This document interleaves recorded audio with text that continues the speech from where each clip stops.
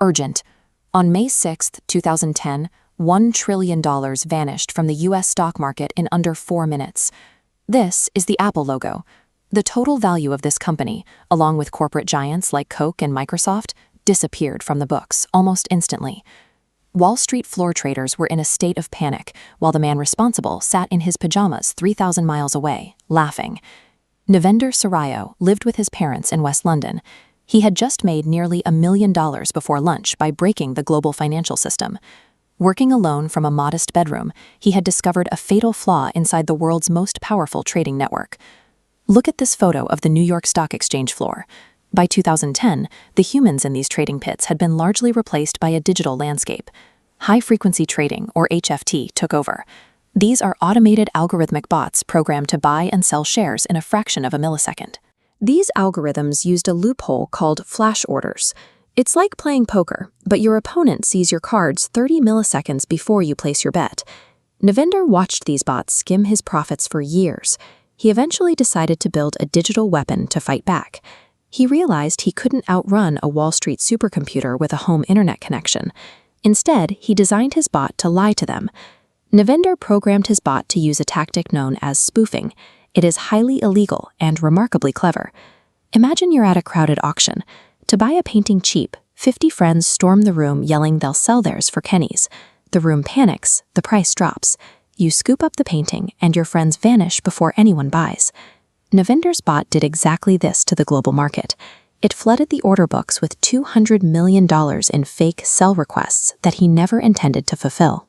The high-frequency trading bot saw that massive wall of fake sell orders and calculated that a catastrophic crash was already happening. They reacted instantly.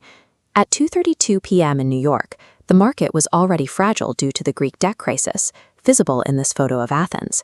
At that exact moment, a massive mutual fund accidentally dumped a very real $4.1 billion sell order into the system.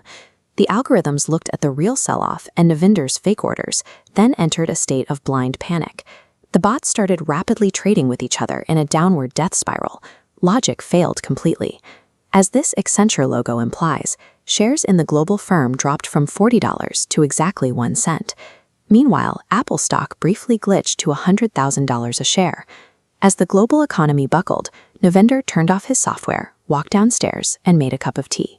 For 4 minutes, the American economy functioned like a broken video game because the world's smartest computers followed their own flawed logic. It took the FBI 5 years to trace the digital footprint, back to a quiet man living in his childhood home who didn't even own a car. Navinder had accumulated $40 million in trading profits, but he hadn't spent any of it. He treated the market like a high score screen and simply wanted to win the game. The U.S. Justice Department charged him with wire fraud and market manipulation, carrying a maximum sentence of 380 years in federal prison. Many experts argue Navinder merely exposed the extreme fragility of a system where big banks used similar predatory tactics every day. He was operating without a corporate legal team to protect him. Navinder eventually traded his knowledge of algorithmic bots to the government. This cooperation allowed him to avoid a prison sentence in favor of house arrest. The fallout sparked new federal laws, making spoofing a crime, and the introduction of circuit breakers to automatically stop trading during a machine-led death spiral. The flash crash proved that modern finance is dangerously removed from human control. If you think the stock market is still a fair game, you are likely the one being spoofed.